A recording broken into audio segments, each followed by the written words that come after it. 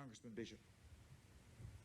Thank you very much, Mr. Chairman, and let me thank all of our panelists for bringing very, very illuminating testimony to us this morning.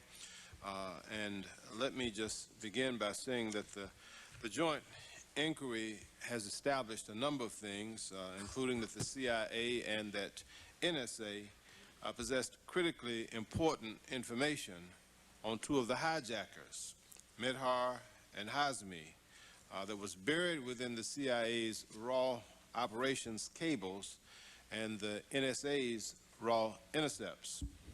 Almost no one outside of these agencies is allowed to access these databases of raw human and signals intelligence.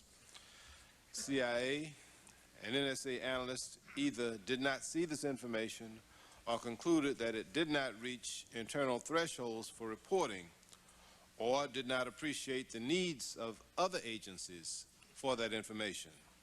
Thus, critical information lay dormant in the most basic intelligence databases over a period approaching 2 years. I mentioned a moment ago that counterterrorism analysts outside CIA and NSA cannot access the databases. That is still true today. DOD, FBI, FAA, INS, State Department, none of the analysts at these agencies get to examine the information in these databases. I'm sure it will come as a shock to the public and even members of this joint inquiry that even the proposed Department of Homeland Security, under the House version of the bill at least, would not be guaranteed access to these databases. Post-September 11th reviews have revealed over 1,000 CIA reports of cables that contain the names of hundreds of suspected terrorists that were not turned over to watch list agencies. Midhar and Hazmi were in all sorts of public and state and federal databases prior to September 11th, through which they could have been found had anyone thought to look. The Department of Transportation never saw the Phoenix memo, and in hindsight asserts that the memo would have triggered action in DOT had it been passed to them. FBI agents handling the Moussaoui case and the Phoenix memo apparently knew nothing of the history of the Bojinka plot or the attempt by Algerian terrorists to slam a hijacked airliner into the Eiffel Tower in France. I could go on and on in this vein, but there's a point that's clear. As Ms. Hill testified recently, first, while we cannot conclude that the plot could have been detected if more information had been shared, it's at least a possibility. Second, we obviously could have done much better at information sharing and must do better in the future if we hope to succeed in foiling future attacks. Our current mechanisms for information sharing are human liaison and the exchange of written reports that reflect a filtering of and the application of judgment to raw intelligence. September 11th proves that these mechanisms alone are inadequate. As the prepared statements of several of our witnesses today make compellingly clear, broader access to raw intelligence is mandatory, and we must at the same time apply proven computer technology to sift through this massive and detailed data to find correlations, linkages, and patterns that small numbers of humans cannot possibly discern. Computers also provide indelible institutional memory, in contrast to human analysts who rotate from job to job. Ambassador Taylor has told the staff that the main problem is not to gather more information, but rather to use the information technology to mine what we already acquire. Governor Gilmore has advised us that we must link all the databases together. Admiral Wilson, the just retired director of DIA, insists that all source analysts have to see all the data we collect, not just what the agency that collected it decides is important or relevant enough to disseminate. His assertion that the HUMIT and SIGIT databases contain a wealth of useful information that never gets examined is proven by the Midhar and Hazmi cases. The joint inquiry has spent an enormous amount of time and effort trying to understand why the intelligence on Hazmi and Midhar was not given to analysts and consumers. What we all have to understand is that still today, very few counter-terrorist analysts can get access to the databases that held the information on Hazmi and Midhar. Admiral Jacoby, until recently the senior intelligence officer for the chairman of the Joint Chiefs, insists that analysts, not collectors, must be the proprietors of raw intelligence data, including especially CIA's operations cables, NSA's SIGINT intercepts, and the FBI's terrorist investigatory information. Admiral Jacoby quotes the DCI himself on the need for a fundamental shift in culture and in practice. On the other side of this position are the arguments that the imperative to protect sources and methods precludes wider access to raw data.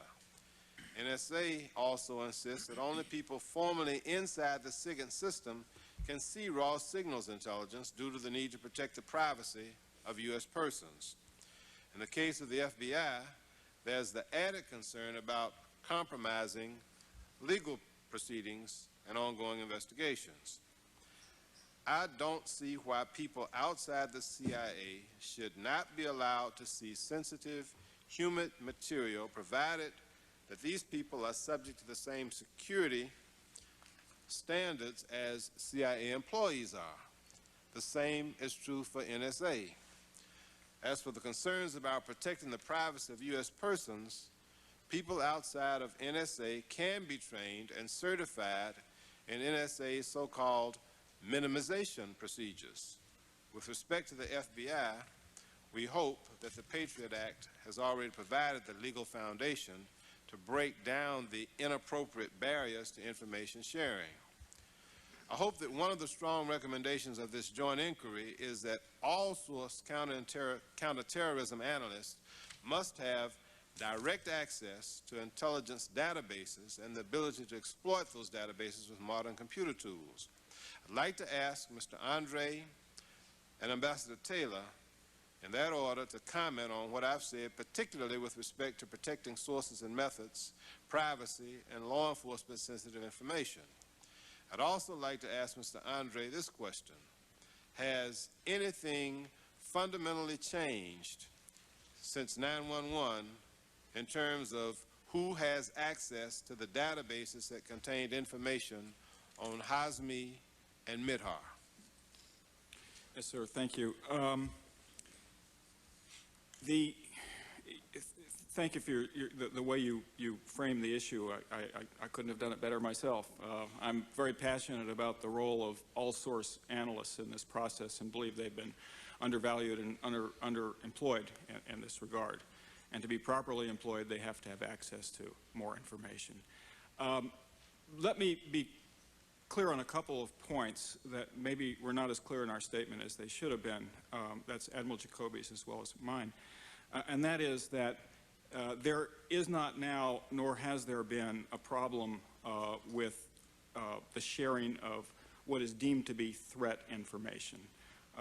Any information collector, I know of no instance where an information collector was anything less than very responsive and very responsible and disseminated that information widely with a sense of urgency.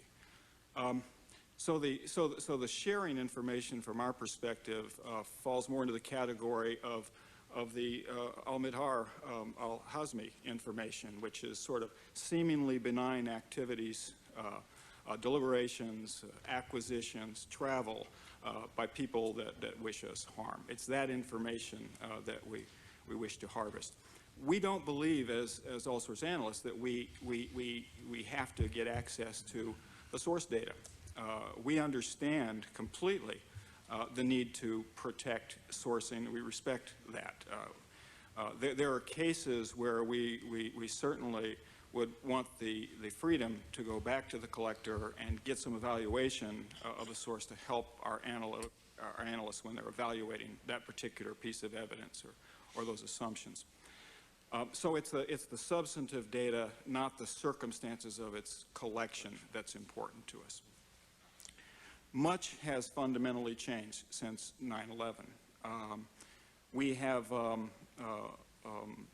a different level of access to data from all of the organizations that you mentioned, CIA, FBI, and NSA. Some of the inhibitions on us getting information reside with us. We've taken a lot of measures to change the way we do business so that the information provider can have a greater degree of confidence that we can be trusted with their data. And of course our job is then to show them not only can we be trusted, but we can add value to that information. We've taken a real hard look at some of the documents that are used to tell us why we can't have certain information. For example, in the signals intelligence world, Executive Order 12333. Having looked at that, I'm not a lawyer, but I've had a team of lawyers look at it. That document itself is a very empowering document that compels sharing of information, not withholding of information. We're very optimistic that things are in train to dramatically increase the level and type of information that's shared. Mr. Taylor? Thank you, sir. Ambassador, excuse me. I think when I spoke to the staff on this matter, I was reflecting on the time that I spent on active duty with the United States Air Force as the head of its investigative organization, OSI. And in that position, it became clear to me that our investigative community, our counterintelligence community, indeed our counterterrorism community needs to view information in a different light. Investigators historically look at information as it relates to the case that they're working on. And that becomes their focus. It's how we're trained. It's how we focus for prosecution, arrest, and so forth and so on. But it also became clear that there are nuggets of information in those investigations that affect more broadly our Air Force.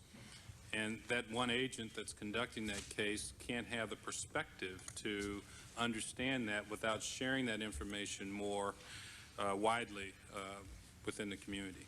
With other analysts? Well, not solely without an analyst, because analysis is one part of the challenge. The other part of the challenge is enabling others who are part of the rings of security that we have. For instance, the customs officer in Seattle that stopped Ramzi Youssef, who is also a key person, not to do analytical work, but to understand that this particular individual, someone in the U.S. government knows something about this person that he or she needs to check out. So the challenge is to place into an information technology system the ability for our analysts to get access to things that they need, but also to give to our first responders, to our security officers, to our INS border guards, the information they need, which is not the same as the information that our analysts need. Our border guards need to know that Frank Taylor is a person of interest and therefore we need to check him out. Our analysts may want to know a lot more about what Frank Taylor has done. I believe information technology can help us to do this. There is a very real concern with sources and methods.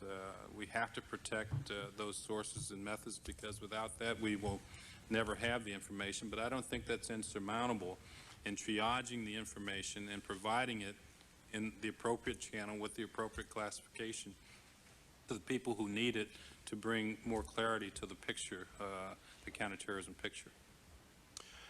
Thank you. Admiral Jacoby's statement for the record, as well as the statement from the General Accounting Office, stresses the difficulties posed by incompatible database structures and formats, a problem that afflicts all levels of government across the board. This incompatibility makes it hard to share data across agencies or to conduct analysis across all of the government's diverse databases. The GAO and DOD statements explain that there is a viable alternative. The private sector has settled on a common data framework and a set of standards that allows full interoperability across organizations. This capability is as essential for industry in the electronic age as it is now for our government in the war on terrorism. But our government is way behind the private sector. The commercial standard is called XML. Testimony before us today illustrates how important it is for the war on terrorism for the government to adopt this standard and to move quickly to convert our existing databases. Adoption of XML not only allows full data sharing, it also offers much more effective and efficient ways to analyze data and to automatically update files. Here's another instance where I believe action by the two intelligence committees is warranted now. We could mandate adoption of XML and give the intelligence community a date certain by which it would need to have shifted over to the new standard. Mr. Andre, how difficult would it be for DIA to shift over to the XML standard? Do you think that it's practical to insist that the intelligence community as a whole shift to this database standard and do it rapidly? Yes, sir. Thank you. Let me say a major investment that we've made in the Joint Intelligence Task Force for Combating Terrorism, JITF-CT, is transitioning their entire data environment into an XML environment. And we think it's exceptionally important for the reasons that you point out. One of the most important aspects of that is the ability to tag at the content level rather than at the record level. Because we believe that ultimately, if, like the commercial sector, the intelligence community adopted the XML approach, that data they don't have to reside in a single repository. We can have interoperability at the data level and really empower that data and be able to do things with it we can't today. We're a pretty good test case in both the JITF-CT and in the J2 part of DIA because we're also transitioning the J2 part into a fully digital XML environment, changing the way we produce products using, I might add, off-the-shelf commercial technology. It isn't easy. It is painful. And I guess the big question is, I think it's a lot simpler to sort of go from a standing start and say, from this day on, I'm going to be in an XML world, rather than to say, I've got 40 years worth of great big databases like the military integrated database, and I've got to convert all of that data, properly tag it. It'll cost a lot of money. It'll take a lot of time, but the end result will be certainly worth it. Thank you. According to inquiries by our staff, the FBI contacted both the State Department's Bureau of Diplomatic Security and INS in August of 2001 about Hazmi and Midhar. Both agencies possessed information that would have helped locate the two suspects, but the FBI asked for specific information and nothing more and expressed no particular urgency about finding them. Both agencies claimed that they had ways of finding the two and could probably have done so if they had been asked. Could the State Department or INS witnesses please explain how their organizations could have located these two suspects, and could they provide any insight on why the FBI did not explain why it was looking for them and why they didn't request help? I'll go first, Congressman. Certainly we were informed in August by a request from the FBI for visa records on both of those individuals, and that's a routine request that we get very frequently, and we responded to that request as we often do, not asking the reason for the inquiry. The FBI runs thousands of investigations where that data is necessary. Today that would not happen. We would ask that question given the benefit of 20/20 hindsight. In our responsibility to investigate visa fraud, we work with many data companies around the world around the country, actually, to look for individuals that we suspect are involved in visa fraud. Most recently, we've had a major investigation involving that, and we're able to locate 39 of 72 suspects in about a month. We have the capacity to do that. We know how to do that, but we were not asked to do that. Today, we would ask that question, and we would volunteer our assistance to the Bureau if they were indeed looking for those individuals. Yes, sir. From the INS point of view, not only do we have a variety of other databases that contain information, people who would apply for benefits under immigration law or people who would travel in and out of the United States that might provide us with some leads. The Law Enforcement Support Center, as I mentioned in my statement, also has access to a variety of criminal databases and also private sector databases that we can then mine to use as potential leads for an investigation. It's not unlike what we did during the first absconder initiative last spring. So I think the capability is there, certainly, for us to have made a contribution in terms of actively, had we been asked to actively seek this person, to take a good shot at going after them and locating them. With respect to the motivations of behind the information that we received, I simply can't answer that. But certainly from the standpoint of having capabilities, we believe we could have brought some to the table. I think my time has expired, but Mr. Chairman, let me thank you and thank Senator Wyden for deferring to me because of the exigencies of my schedule today, and I thank you very much for that.